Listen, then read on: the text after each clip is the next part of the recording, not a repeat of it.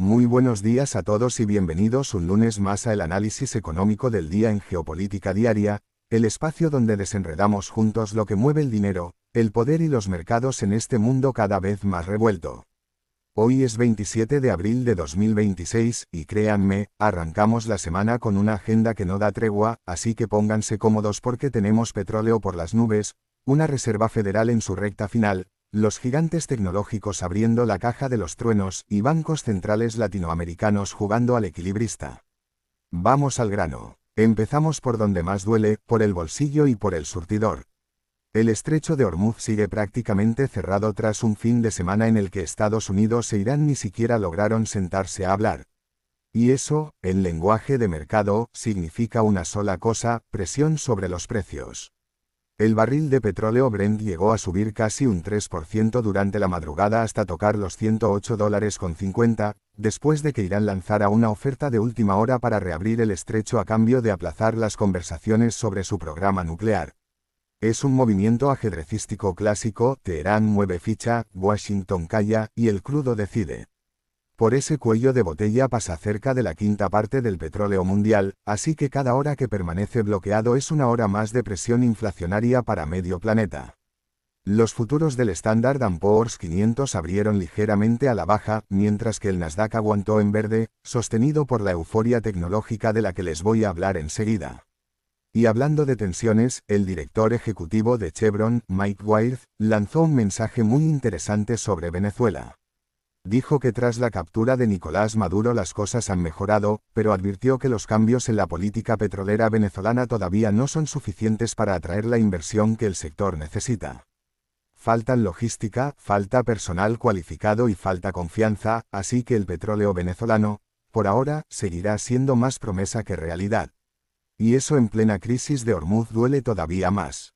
Pasamos a la gran cita de la semana en política monetaria. El miércoles, Jerome Powell se sienta por penúltima vez al frente de la Reserva Federal de Estados Unidos. Los mercados dan por hecho, con un 99,5% de probabilidad, que las tasas se quedan donde están, en el rango del 3,5 al 3,75%. No habrá fuegos artificiales en el tipo de interés, pero sí los habrá en la rueda de prensa, porque Powell está a un paso de entregarle el sillón a Kevin Warsh, que tomará el relevo en mayo. Y eso, en un contexto de inflación todavía caliente por el petróleo y de un crecimiento que pierde fuelle, marca un cambio de era. Para más leña al fuego, la Reserva Federal viene de revisar al alza sus previsiones de inflación para este año, justamente por el shock energético que estamos viviendo, y algunos miembros ya han abierto la puerta a hablar, ojo al dato, no de bajadas, sino de posibles subidas de tasas si la cosa se descontrola.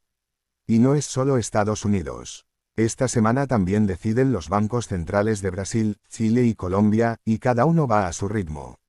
En Chile se espera que la tasa se mantenga clavada en el 4,5. En Brasil, en cambio, todo apunta a un recorte de 25 puntos básicos hasta dejarla en el 14,5, una señal de que la economía brasileña empieza a pedir oxígeno. Y en Colombia, el escenario es el opuesto: se proyecta una nueva subida de 50 puntos básicos hasta el 11,75, porque la inflación allí no afloja. 3 países, 3 direcciones distintas, y todos lidiando con el mismo dilema: una inflación empujada por los combustibles y un crecimiento que no termina de arrancar. El equilibrismo de los bancos centrales nunca había sido tan complicado. Y ahora vamos al plato fuerte de Wall Street, porque esta semana 5 de los 7 magníficos abren los libros del primer trimestre. Hablamos de Alphabet, Apple, Microsoft, Amazon y Meta. Y la expectación es máxima por una razón muy concreta: se espera que el beneficio neto del grupo crezca un 25% este año, frente a apenas un 11% del resto del Standard & Poor's 500. Pero ojo, el camino al podio viene siendo accidentado. A finales de marzo, estos 7 colosos perdieron en conjunto 850.000 millones de dólares de capitalización en una sola semana, una cifra mareante. Y la situación laboral tampoco ayuda: Meta acaba de anunciar 8.000 despidos esta misma semana, y Microsoft está ofreciendo paquetes voluntarios de salida. La fiesta de la inteligencia artificial empieza a tener resaca de costes, y los inversores quieren saber si el gasto multimillonario en chips, centros de datos y modelos de lenguaje se está traduciendo de verdad en ingresos. Y en ese frente, hay dos historias que están arrasando.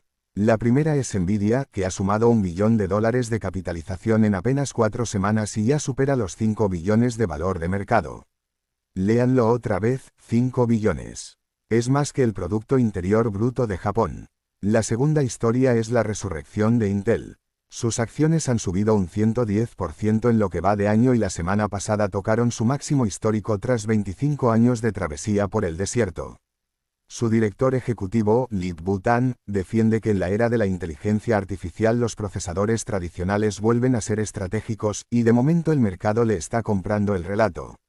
Para que se hagan una idea del tamaño del negocio, Gartner calcula que el gasto mundial en tecnologías de la información tocará los $6,31 billones este año, un 13,5% más que el año pasado. Es una ola gigantesca, y Google ya está moviendo ficha con su estrategia de chips propios y modelos Gemini, buscando depender menos de Nvidia. Su división de nube creció un 48% a finales del año pasado, y proyectan $70.000 millones de ingresos para este ejercicio. Pero no todo es tecnología y crudo. En el sector farmacéutico tenemos un duelo apasionante. Eli Lilly ha pinchado con su pastilla contra la obesidad, llamada Foundayo. En su segunda semana en Estados Unidos consiguió 3.707 recetas, lejísimos de las 8.000 que esperaba el mercado. Mientras tanto, Novo Nordisk arrasa con su Wegovy oral, que ronda las 18.400 recetas en su segunda semana. La acción de Eli Lilly ha sufrido el golpe, y Novo Nordisk ha subido en bolsa con la noticia. Y en paralelo, Johnson & Johnson se ha subido al carro del programa de medicamentos del gobierno estadounidense para vender directamente al consumidor sus tratamientos para la diabetes y los anticoagulantes, esquivando aranceles y llegando a pacientes sin seguro. Es una guerra a tres bandas que va a marcar la salud y los márgenes del sector durante todo el año. Y para terminar, una pincelada que conviene no perder de vista. China ha bloqueado la compra por parte de Meta de la startup de inteligencia artificial Manus.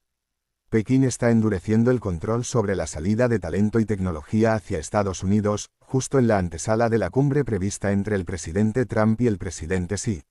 Es una señal más de que la guerra fría tecnológica entre las dos superpotencias entra en una nueva fase, donde ya no se trata solo de aranceles, sino de quién controla los cerebros que diseñan el futuro. Y mientras esa partida se juega, los mercados frontera están dando la sorpresa del año. El índice de mercados frontera ha subido un 10% en abril, superando incluso al Standard & Poor's 500, con una volatilidad menor que la de los emergentes. Países como Pakistán o el Congo están colocando deuda con demanda por encima de lo previsto, una señal de que el dinero global busca refugio fuera de los focos habituales. Así que recapitulando lo esencial, tenemos un petróleo disparado por Hormuz, una reserva federal en modo espera con Powell despidiéndose, América Latina partida en tres direcciones monetarias distintas, una semana decisiva para los gigantes tecnológicos que mueven Wall Street, una guerra farmacéutica entre píldoras de obesidad y una China que cierra puertas mientras los mercados frontera abren ventanas.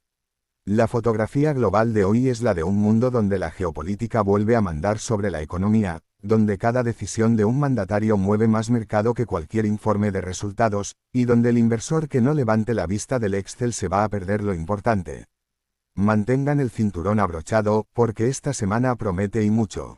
Hasta aquí Geopolítica Diaria, gracias por acompañarnos, nos escuchamos mañana con más, y recuerden, en tiempos turbulentos, la información clara vale oro.